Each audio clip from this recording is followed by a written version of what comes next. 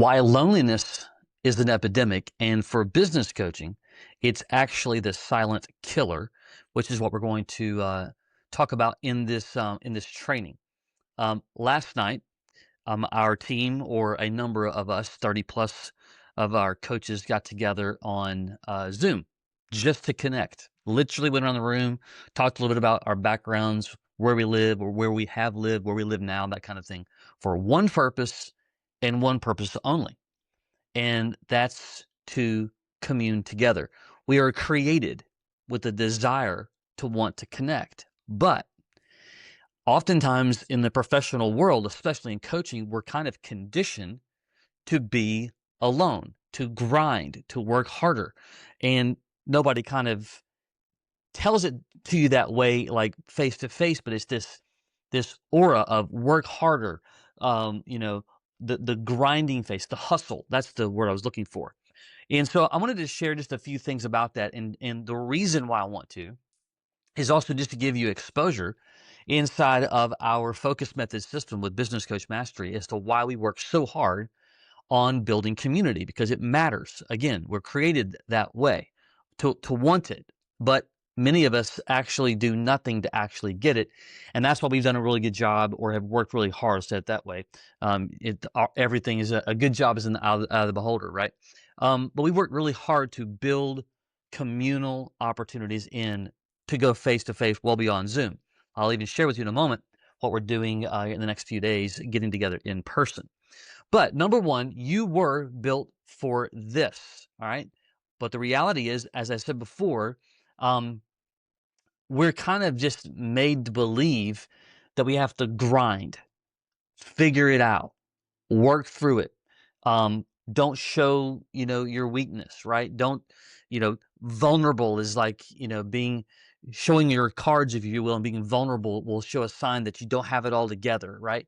But again, isolation is the number one killer in business coaching. As a matter of fact, it's the only species on the planet that will die alone. Like when you look at all the other, like animals, for instance, especially, wild animals, birds, bugs, ants, whatever, they are in constant harmony and constant community. Sure, you've got some of them that are highly territorial and that are more loners, but by and large, watch how birds, travel together, right? Watch how herds of, elephants, you see, cattle. Rather rarely will you just see one all the way by itself all the time, for at least for very long. They stayed with one another. Why? Because beings are kind of created that way. Well, we are too, but look at how society has kind of been built now, right? Like we're commuting more in a vehicle by ourselves. Even the government's attempted to try to, create these HOV lanes for carpooling. But you look back in the day, 100 plus years ago, you had communities that were built together in villages. Oftentimes you could walk to school, you could walk to church, you could walk to the grocery store, and then some. But then as towns started to grow, someone had this idea, let's make build a bedroom community out. What would that require? Us to get into a vehicle of some sort for transportation and to commute in. And of course, that's largely how the world, or mostly, I will say America for sure, is now built. So we spend a lot of time alone in vehicles. The average commutes over 25 minutes to work every single day, just one way. Many people drive 35, 45, 50, and that's just the distance, much less traffic and all the snarls and accidents that can happen that, extends that by 10, 15, 20 more minutes or so. Then we're grinding, we're working so much and working so hard that these little micro moments of these breaks that we take for lunch or whatever, are going to stay late and, add in another couple of hours or so, creates this isolation. But us as beings, God created us to want to work together. That's the reason why it's important when you move into anything where you're going to do a lot of things from home or even online, right? You're watching this video perhaps on your phone. You could be in a vehicle. You could be on a jog. You might be, be just sitting in a chair or whatever. I'm doing it from the convenience of one room, and you're experiencing content in a different way. If I'm not careful, I won't. I've got to work and plan to connect and to because of the way that the coaching business is done. Now, some people still do some one-on-one in-person coaching, which is fine, but a lot of people do it on Zoom today, which has its it's an efficiency part of coaching, which is great, but you've got to have community, which is why we do what we do, which I'll explain a little bit more. Number two, the lone wolf myth, right? Um, it's this idea that I am smarter than anybody else, when I have more answers than anybody else. I know this term that we think that we have to be this expert. And what happens when we get this narrative that you have to become the expert, it assumes that I've got nothing else to learn. Well, when we act that way and we believe that way, it never puts us in the seat of being the student. Because when we're the student, we're looking to learn, we're looking to grow, and we're more active to want investment from somebody else to give us, to absorb more or additional knowledge. That's a problem. Now, by definition, an expert is really just knowing a little bit more than somebody else. But the goal isn't just to be a lone wolf, I know more than anyone. We really want to be more of a community builder. I like to in training our coaches, we talk a lot about being a thought leader, which is different than just being an expert. A thought leader is somebody who has the heart of bringing value to help others think. But the right thought leader also understands that I know that I only know what I know today, and there's so much more to learn. Therefore, I'm not the lone wolf. I want to be in a pack. I want to be a pack around other people so that I can absorb other knowledge and information so that I can continue to grow, and so I can continue to learn.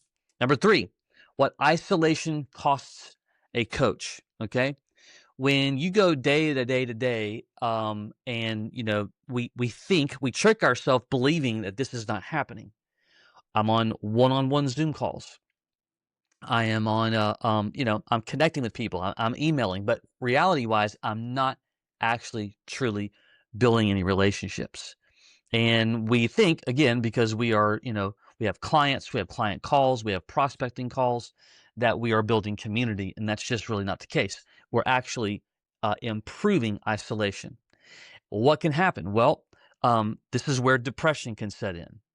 This is where scarcity can set in. Yesterday on our faith-driven community call, that's just all about just the biblical, approach and foundational principles about building a business coaching practice. We talked about scarcity, the detriment that it can have by not having abundance thinking. And we're not talking about crazy ethereal things. We're just meaning about how we can shrink when we have a lot of fear. When we're in isolation, that can absolutely drive fear through the roof, right? And so we need other people. Number four, what community actually gives you, right? You cannot be your own cheerleader. Now you can do it. You can pump yourself up and you can give yourself some pep talks and you can, to a degree, but you still need someone else to do two things. One, it's just to give you that extra sense of you can do this. I know that you can do this. But you also need that other person to also say, "Hey, you might you might pay attention to XYZ. You might be running into the ditch. You don't even know it. Like you need input from someone in your community. We also call that a room, especially when we're coaching virtually. We're like for instance, last night when I mentioned 30 plus, we're all over the world. We had people in Australia, people in New Zealand, Michigan, Tennessee, Florida, Seattle, all over the place. So, but we were together in a room virtually in that case to just share and to hear what each other are doing. No agenda. That's what community does. We do that every month, by the way, inside of our community by design, because loneliness is an epidemic. And we want to make sure that in our focused method system, we have 800 plus or more coaches around the world, but we still have opportunity and moments to stop the work and just build relationship. The common thread is we're all coaches. We have different backgrounds. We have different perspectives. Some have got more years of experience, both in maturity of life as well as into coaching, and we all learn into here. Hey, here's what I did. Here's how that worked, or here's how that was a challenge, or this is what's going on in my family's life. And to be able to go, man, that's amazing. Or we can, lean on one another when things are more difficult. And so that's the importance that when you step out into coaching and consulting of any kind, if you're not careful, you build things and do things and grow things in a vacuum, and that you wake up one day and you're in just complete isolation and you feel totally alone. It's not fun. I've been there myself. Sometimes we drift into those lanes, we don't realize it. And in our coaching community, that's what we're achieving, or that we desire to solve. So if you're curious about what we do, and you've been taking a peek at our community at Business Coach Mastery and all that we've got going on, and you're wondering what does it look like from a connection perspective? Well, one, we get together every single week. Sometimes it's trivia, sometimes it's just fun. We last month it was telling jokes. I know that sounds silly, but regardless, it was funny. It was a lot of fun. Sure, a lot of dad jokes, but it was all good humor, and it's just connecting. Second to that, quarterly we get together in person. This weekend we'll be together in Philadelphia at Topgolf, just getting together. I don't. There may be a couple of folks who are pretty good at golf, but that's not the point. We'll have some food, we'll have some time to share with each other, and we're just connecting, right? So people are flying in from all over the place. Just like think about it. That's what community is. Yes, we have in-person trainings all the time. Getting better. Matter of fact, we have coming up in a week or so, we have what we call a virtual business coaching mastery summit. It's a full day of training. That is agenda-based. Yes, there's community. Yes, there will have tons of people on Zooms from all over the country. But these moments are just about investing into one another, just to hear how each other are going, laugh together, cry together, have a good time together, to fill up the tank, right? You got a tank of emotions, I've got a tank of emotions, and when that tank is empty and depleted, it just simply makes it hard to do the work. That's why we get together monthly. That's why we get together quarterly. And we didn't do it this year, but we're likely to do it again next year. But up for about 9 straight years, we also got together once a year. We're a 3-day kind of a mix of mastermind trainings as well as just downtime and community effect. So there you go. Community matters. Isolation is real, and if you're not careful, you will drift into it. We work hard to have moments to connect with one another. Yes, we have a Facebook group. Yes, we have other ways to do it, but these moments are the conversations, and also in-person handshakes and hugs. Like the one thing that AI is not going to be able to do. It has amazing value. There's a lot of tools that AI, we have it in our system, we have it in our software for sure.